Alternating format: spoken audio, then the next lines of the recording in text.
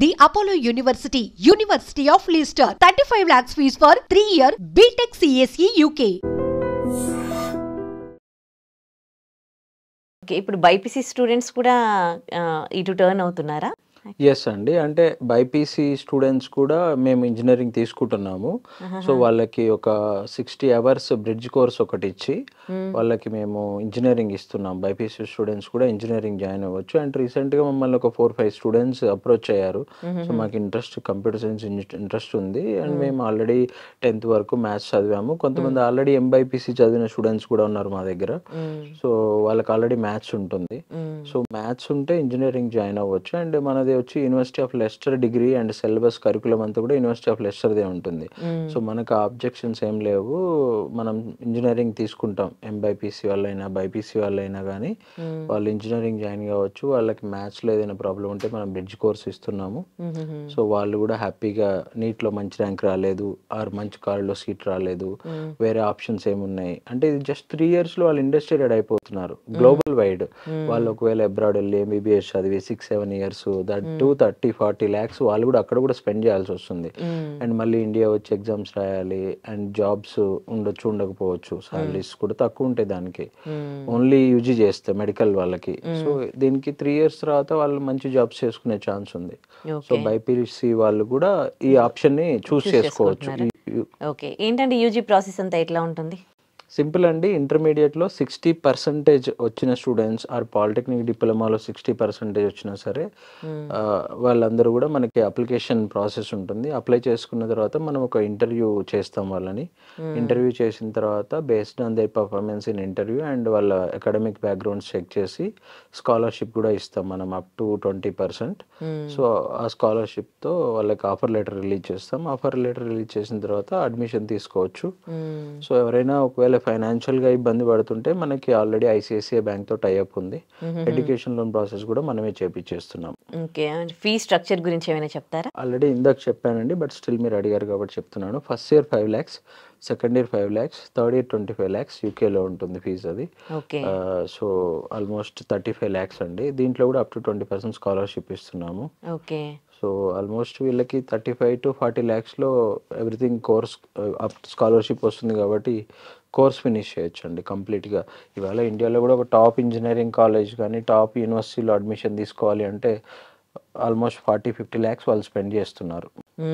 అదే బడ్జెట్లో యూకేలో అయిపోతుంది ఇంటర్నేషనల్ యూనివర్సిటీలో. అది కూడా యూనివర్సిటీ ఆఫ్ లెస్టర్ వచ్చి research based university, 100 years old university. So, quality of education కావచ్చు, ఫ్యాకల్టీ కావచ్చు, ల్యాబ్స్, లైబ్రరీ అంతా కూడా కొంచెం అడ్వాన్స్డ్ కరికులంతో ఉంటుంది. సో, రొటీన్ రెగ్యులర్ కాలేజెస్లో జాయిన్ అయ్యి మళ్ళీ అంటే ఇవాళ పేరెంట్స్ కూడా ఆలోచిస్తున్నారు, ఇన్ని లక్షల మంది ఇక్కడ ఇంజనీరింగ్ జాయిన్ అవుతున్నారు. సో, అందరూ సిఎస్ఈనే చదువుతున్నారు. మళ్ళీ అందులో అందరూ AI, data science, software engineering, big data, IOT, cyber security అన్ని స్పెషలైజేషన్స్ చదువుతున్నారు. అండ్ ఇవాళ ఈవెన్ రూరల్ స్టూడెంట్స్ కావచ్చు, అర్బన్ స్టూడెంట్స్ కావచ్చు, అందరికి ఇంగ్లీష్ కూడా వస్తుంది. సో, నీకెందుకు జాబ్ ఇవ్వాలి? సో, కంపెనీస్ అండ్ 2029లో పాస్ అవుతారు వీళ్ళు. అప్పటికి ప్లేస్మెంట్ సినారియో మారిపోతుంది. జనరల్గా పేరెంట్స్ ఇప్పుడు ఏమనుకుంటున్నారు అంటే ఇండియాలో పలానా XYZ కాలేజ్లో లాస్ట్ ఇయర్ ఒక 20-30 లక్షల ప్యాకేజ్ వచ్చింది ఒక స్టూడెంట్కి ఎవరికో. ఆ కాలేజ్లో జాయిన్ చేస్తే మా పాపకో బాబుకు కూడా 2029లో కూడా అదే ప్యాకేజీ అది అంతకంటే బెటర్ ప్యాకేజ్తో జాబ్ వస్తుందని వాళ్ళ expectation, hope. But parents plan చేసుకోవాలి కిడ్స్ ఫ్యూచర్ని. బట్ 2029లో సినారియో చాలా చేంజెస్ వస్తున్నాయి. బ్లైండ్గా దీన్ని బేస్ చేసుకోకుండా 2029లో జాబ్స్ రావాలి అంటే స్కిల్ బేస్డ్ అండి. ఎవరికైతే స్కిల్స్ ఉంటాయో వాళ్ళకి జాబ్స్ వస్తాయి. స్కిల్స్ పెంచుకోవాలి.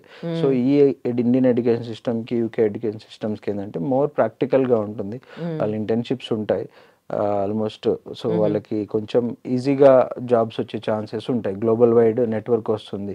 అక్కడి నుంచి వేరే ఏదైనా కంట్రీ, సో ఇక్కడ 2 years చదివి 1 year యూకేలో చదివిన తర్వాత 2 years పోస్ట్ స్టడీ వర్క్ పర్మిట్లో వాళ్ళు జాబ్ చేసుకొని అక్కడి నుంచి యూఎస్ఏకో, యూకేకో, కెనడాకో వెళ్ళాలంటే ఈజీగా వెళ్ళొచ్చు.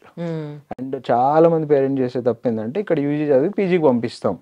బట్ 2029లో పీజీ ఫీజులు డబుల్ అయిపోతాయి. ఇప్పుడు $20,000 £20,000 ఉన్నది అప్పటికి 20,000 కాస్త 30,000 అవుతుంది. ఫీజులు పెరుగుతాయి ఆల్మోస్ట్. అండ్ అప్పటికి రూల్స్ ఎలా ఉంటాయో తెలియదు.